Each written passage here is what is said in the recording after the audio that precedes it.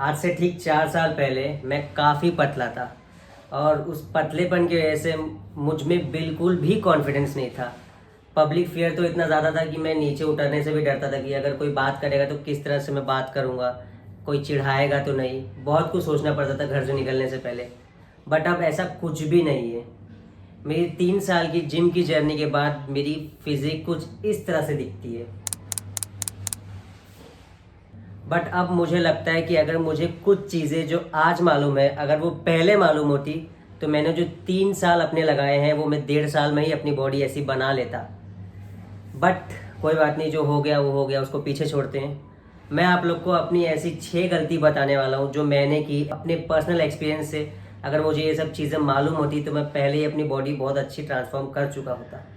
But कोई बात नहीं, मैं आप लोग को बता रहा हूँ, आप लोग ऐसी गलती मत करना। शुरू करते हैं। बट उससे पहले अगर आप इस चैनल पे नए हो तो नीचे सब्सक्राइब बटन आ रहा होगा, उसको क्लिक कर देना। बहुत ज़्यादा मोटिवेशन मिलती है उससे, जब जब वो नंबर्स बढ़ते हैं। और मेरा इधर इंस्टाग्राम आ रहा होगा, उस पर ही फॉलो कर लेना। बहुत अच्छी अच्छी बातें करेंगे। अगर कोई डाउट होगा तो मेरे से पूछो, डीएम करो, मैं उसका रिप्लाई पक्का दूंगा। सबसे पहली मिस्टेक जो हर बिगिनर करता है मेरे ख्याल से, जितने भी हैं जो पतले होते हैं और जिम जाते हैं, उन्हें नहीं मालूम होता कि हम पहले बल्क करें कि कट करें। तो हम सुनी सुनाई बातें पे ये यकीन कर लेते हैं कि हम पतले हैं तो हम पहले बल्क करेंगे, क्योंकि लोग हमें ऐसा बोलते हैं कि जब तेरे में कुछ है ही नहीं तो तू निकालेगा क्या। बट ऐसा कुछ भी नहीं है। सबसे बड़ी मिस्टेक यही है, जब हम पतले होते हैं तो हम स्किनी फैट होते हैं, मतलब हमें मसल नहीं होता, हमारे ऊपर जो भी रहता है वो सब फैट ही होता है। जब आप पतले हैं तो सबसे पहले अपना कैलोरी ट्रैक करना चालू कीजिए और उसमें से इतनी, ये समझ रहे हो, इतनी इतनी 100 कैलोरीज निकालो। 100 कैलोरी डेफिसिट में जाओ। जैसे ही 100 कैलोरी डेफिसिट में जाओगे, आपकी जो ऊपर की फैट लेयर है वो कम होने लगेगी। जैसे ही वो कम होने लगेगी, आपका मसल दिखना चालू होगा और हम एक प्रॉपर शेप में आ पाएंगे तब। इसीलिए अगर कोई भी ऐसा बोलता है कि तू पतला है, तू पहले कुछ खा उसके बाद निकाल, तो उसकी एक तमाचा खींच के मारना और बोलना मैं पहले थोड़ा सा कट करूंगा, अपना जो ऊपर का लेयर का फैट है वो निकालूंगा, उसके बाद आऊंगा बल्क पे। अब जो मिस्टेक नंबर 2 है वो है आपका कार्डियो स्किप करना। अब आई नो सबके मुंह में यही सवाल चल रहा हो कि इस चीज़ में कार्डियो कहाँ से आ गया। मैंने भी सेम यही सवाल अपने आप को पूछा था कि इस चीज़ में कार्डियो कहाँ से आ गया भाई। बट कार्डियो बहुत इंपॉर्टेंट है जब आप एक स्किनी फैट हो और नए नए जिम जा रहे हो। मैं हमेशा ये सोचता था कि मैं खाऊं, उसके बाद जिम करूं और मेरी फिजिक बन जाएगी, शेप में आ जाएगी। बट ऐसा कुछ भी नहीं हुआ। मैंने अपने कुछ नहीं तो 1.5 साल कम से कम इसी तरह बर्बाद किए कार्डियो स्किप करके। मैं सोचा मैं पतला हूँ, कार्डियो क्यों करना। बट ये गलत सोच है। अब मैं आप लोग को एक एग्जांपल देता हूँ। अगर आप लोग ने घड़े बनाने वाले को देखा होगा तो वो मिट्टी देते हैं और अपने हाथ से उसको शेप देते हैं।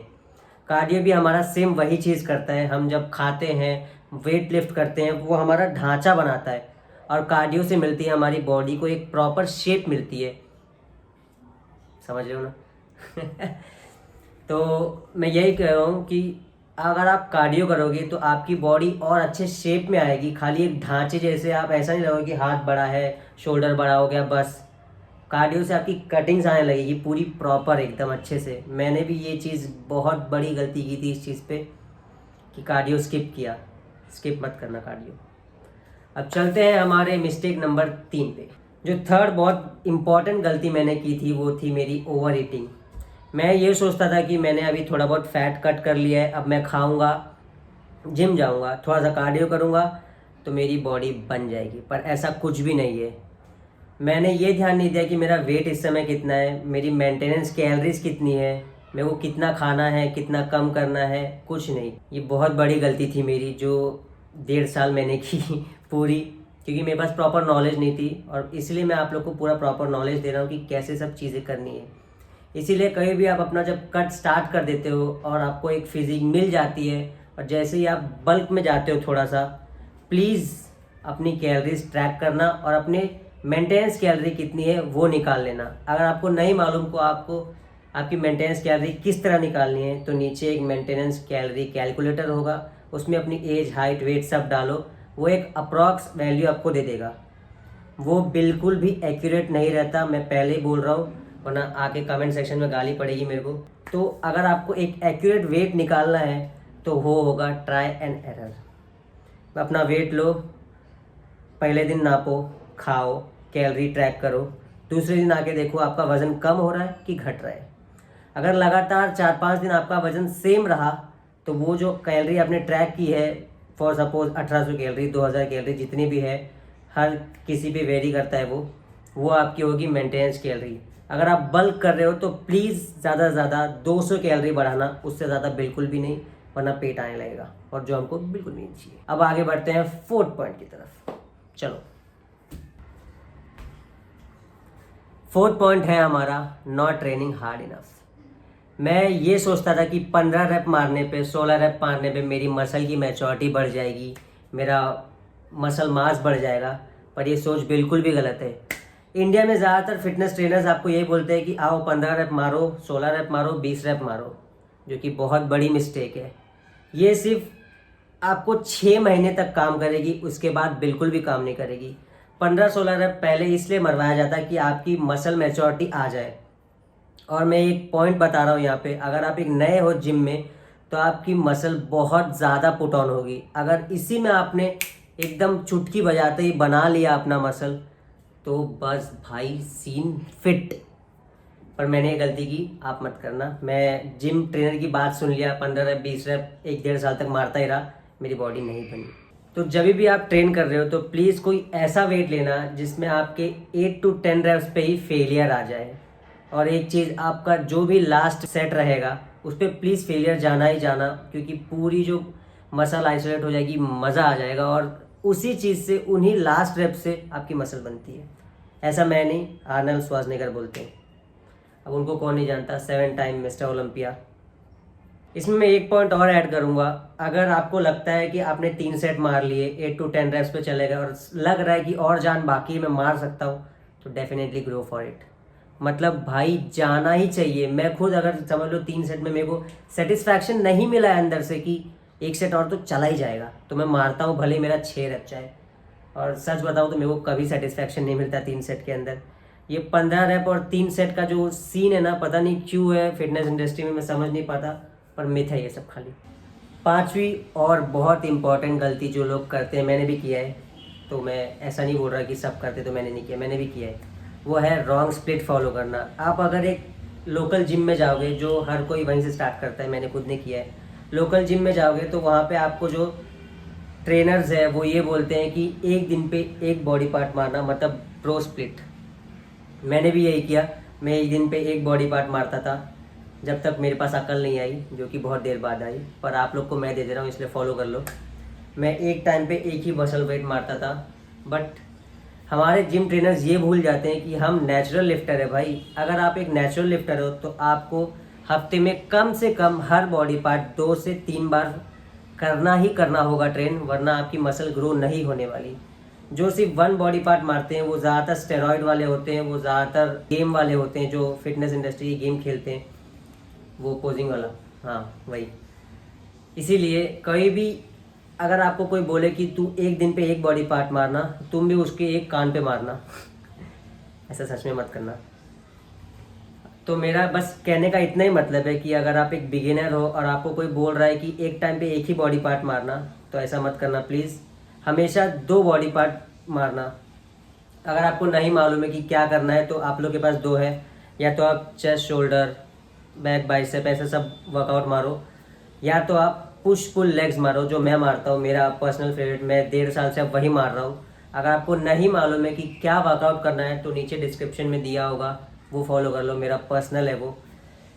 तो प्लीज़ एक दिन पे एक बॉडी पार्ट मत मारना। अगर आप एक नेचुरल लिफ्टर हो तो हमेशा 2 बॉडी पार्ट, या तो पुश पुल या तो double body part, back bicep वाले। अब बात करते हैं हमारी 6ठी गलती के बारे में, वो है आपकी फॉर्म, आपकी वर्कआउट टेक्निक, आप किस तरह से वर्कआउट कर रहे हैं।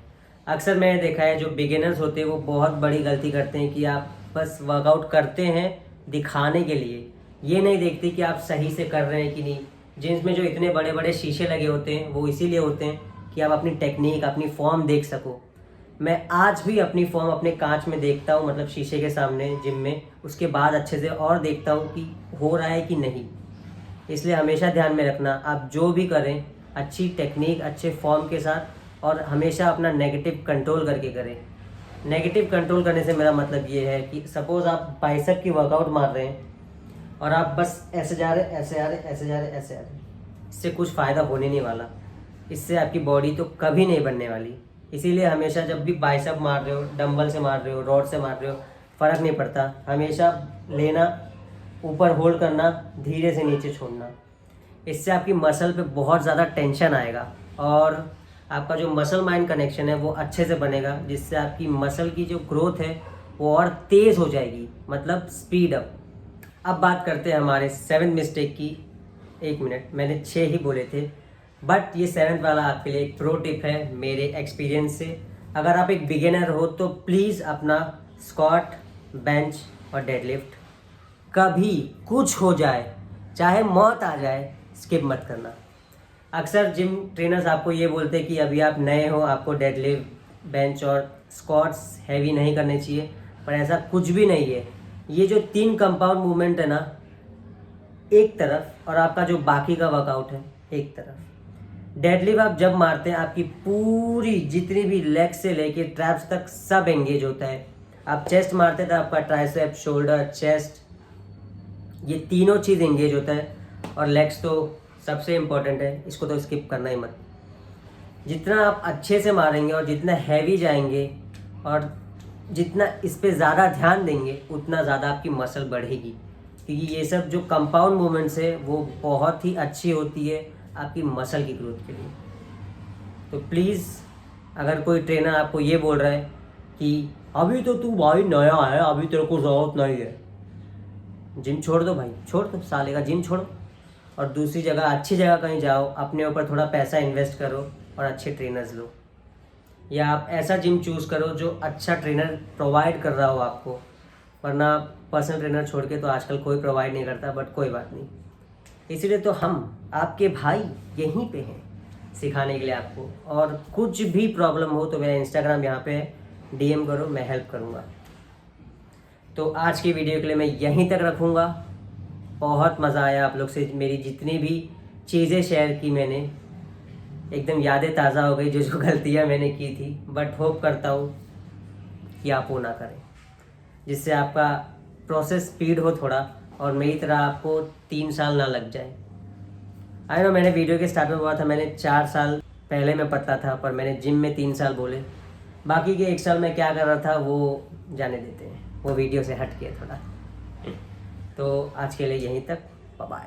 और हाँ, सब्सक्राइब कर लेना।